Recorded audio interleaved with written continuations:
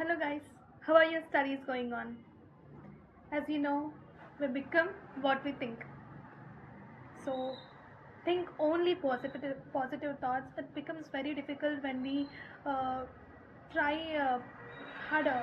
At the end of the day, we feel like, are we doing the right thing? Are we going in the right direction? We feel as if our GP scores are decreasing. Maybe maybe I'm not doing it the right way. We get several other thoughts like people are following this resource, people are using that app, people are following this teacher, and half of the day sometimes if we are not particular about our goals, half of the time gets wasted in such matters only. So be particular about your time, be particular what are you doing, what you want to do. That's why they say planning is important. Be particular how you want to proceed with the day, when you want to take a break, when you want to study. Be very particular of those things because those things matter a lot. Don't think about all other things. Think only about your goal, that is cracking NEET PG 2025 at any cost. So let's start a video now. Hello guys. Yesterday I have discussed this question, but none of you answered this question in the comment section.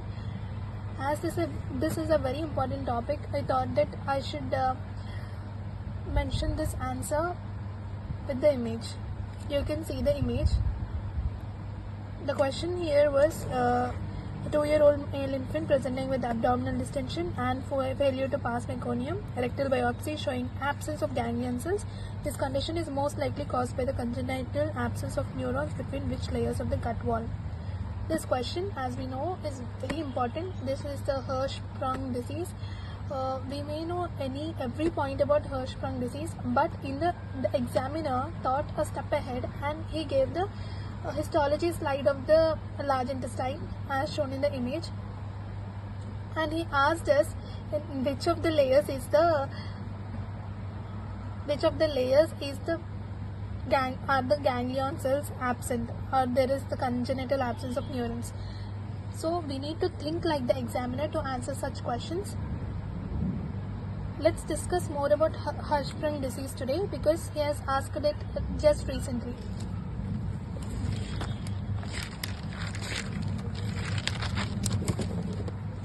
In the Hirschsprung disease, which is also known as congenital aganglionic megacolon. So last time he asked by giving the image. Now he can ask what is the reason for the Hirschsprung disease. It is because of the normal migration of the neural crest cells from the cecum to the rectum is arrested prematurely. This is one of the cause, or when ganglion cells undergo premature death. So what are these ganglion cells which we were talking since yesterday? These are the Meissner's plexus or the Auerbach plexus. Meissner's plexus is located in the submucosa and the Auerbach plexus. The Meindrich Auerbach, there is a Meindrich plexus which is nothing but located in the muscularis propria. So the answer to that question will become the submucosa and the muscularis propria as shown in the image. The first indicating mucosa, second layer indicating submucosa, third layer muscularis propria, the fourth one is serosa. We can answer this question by simply ruling out the options also. We would be definitely sure that submucosa would be absent. So submucosa should be there in the options, and mucosa and serosa wouldn't be involved. So the only answer here becomes submucosa and muscularis propria. Learn to eliminate options. And other points about Hirschsprung disease are, we know this, the cause of this, Meissner's and the Auerbach plexus. What happens because of this is, there is the coordinated peristaltic contractions are absent, and therefore there is functional obstruction. And because of that, what happens is, the important point over here is, here the rectum is always affected and the aganglionic region is grossly normal or constricted. The aganglionic region is constricted, but the normally innervated region is progressively dilated, and is visible as the megacolon. So the point here is the dilatation is proximal to the affected segment. It's not distal. The dilatation is proximal to the affected segment. And also another point over here is it is because of loss of function mutation of the PrEP gene. You need to remember this point because it is recently repeated. There is high chance that it can also be asked in the next exam also. And please think like the examiner. How will the examiner ask the next year? So he can ask the cause of the Hirschsprung disease next year. He can ask about the neural crest cells, from where to where are they failing to migrate, or he can give a multiple choice question giving 4 options and asking except. So always think like an examiner.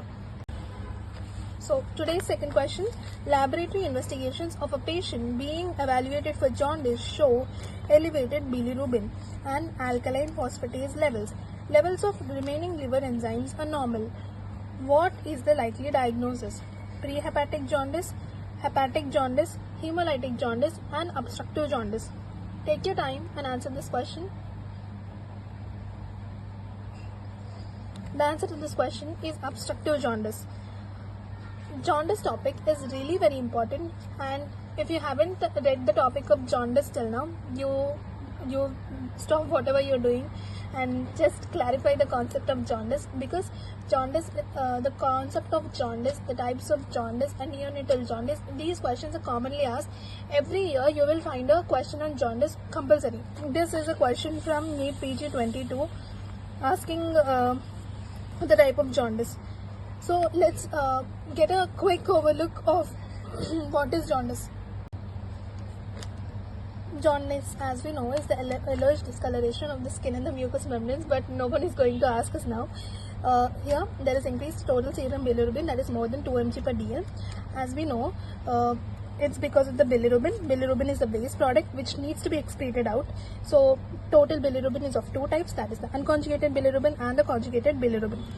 From where are we getting this bilirubin? So quick revision. Old RBCs after 120 days, they go to their graveyard, that is the spleen, where they are broken into heme and globin. Heme further breaks down into iron and protoporphyrin, protoporphyrin to biliverdin, biliverdin to bilirubin. This is unconjugated. As this is water insoluble, not water soluble, we need to get this out of our body because it's a waste product. So it goes to the liver with the help of albumin, where it is in the presence of UDP, glucuronide transferase, converts into conjugated bilirubin, which is a water soluble form of bilirubin, and is excreted out. And this enters the intestine, where in the presence of bacteria converts into urobilinogen. Urobilinogen in turn converts into urobilin, and it gets oxidized to stercobilinogen and stercobilin, and some part of the urobilinogen enters the enterohepatic circulation. 80% is excreted out and 20% is entering the liver again as conjugated bilirubin. So this process happens. You need to be very perfect with this basic to understand the concept of jaundice.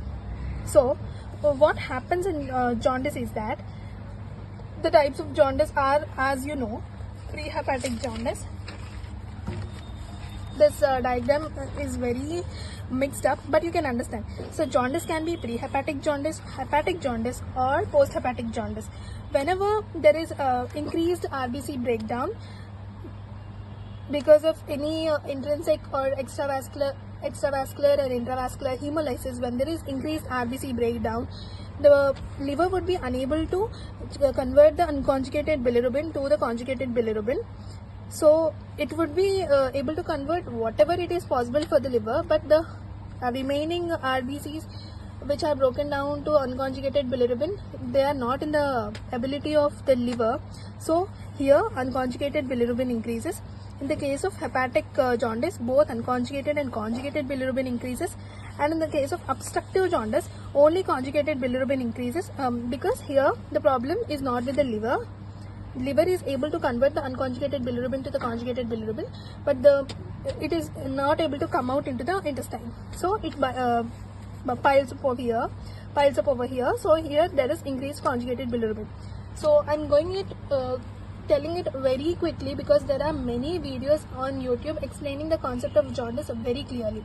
So coming to this question, whenever there is conjugated increased conjugated bilirubin, some of the conjugated bilirubin converts into bile salts. The trick in this question is, if you once understand this concept, you can answer this question very easily. Prehepatic jaundice is because of hemolysis. So prehepatic jaundice or hemolytic jaundice means the same. So here these two options would be out because they both mean the same, so they can't be the answer. And here alkaline phosphatase levels are high and levels of remaining liver enzymes are normal. If it is a case of hepatic jaundice, the liver enzymes would have increased. So here hepatic jaundice is not the answer. The answer over here is obstructive jaundice. If you are clear with the concept of jaundice, this question becomes very easy. Coming to the third question, which was asked in NEET PG 20, a term neonate of 2700 grams who is otherwise well and is exclusively breastfed presents for routine evaluation. His total serum bilirubin is found to be 14 mg per dl on day 5. What is the best management? To answer this question, you should definitely know the fact when are we going to start the phototherapy or when are we going to start exchange transfusion in a baby with see the bilirubin over we discussed that more than 2 mg per dl is only high. Here the baby is having 14 mg per dl. So we need to know the values here. Only if you know the values here, you'll be able to answer this question. This question was asked long back in NEET PG 2020, but it is a very common question because in the pediatric OPD, that is the SICU, even in the SICU, even in the rounds, we see many OPD cases with jaundice. It is so common, so it can be asked again also. So you need to know these values for sure. According to the AIMS protocol, the AIMS protocol for starting for phototherapy is, please take a screenshot of this or please take a minute to note this down in your book. This is for sure. So this is the AIMS protocol to start phototherapy. The minimum total serum bilirubin to start phototherapy. When it's 24 hours, it must be more than 10 mg per dl. 48 hours, more than or equal to 13 mg per dl. 72 hours, more than or equal to 15 mg per dl. 96 hours and beyond, it is more than or equal to 18 mg per dl. This is 1 day, 2 days, 3 days, 4 days and beyond. So 10, 13, 15, 18. Note this somewhere, remember this because it becomes an extra point if you remember this. If you remember this, you easily get the question. If you don't know this, you will not be able to answer this question. So in this question, he asked a 5-day-old boy with a bilirubin of 14 mg per dl. So the answer here would be starting the baby on, there is no treatment because here 14 mg per dl is normal for a 5-day-old baby. So here no active treatment is required. I guess you understood this. Coming to the fourth question, a 71-year-old male presented with itching, jaundice, clay-colored stools and mass per abdomen. Following two tests are positive as shown in the image. I'll attach the image over here. Identify the type of jaundice. So if you have read the concept of jaundice, this question will become easier again. You can easily eliminate two options of prehepatic jaundice and hemolytic jaundice because they both mean the same. And here we are seeing the clay colored stools, itching. Itching is a significant of bile salts, and the test here is the Hayes test. And the clay colored stools and mass per abdomen. Mass per abdomen signifies something is obstructing the conjugated bilirubin to come outside. So this will come to the answer of obstructive jaundice. You tell me why this is not a case of hepatic jaundice and how will you differentiate this both.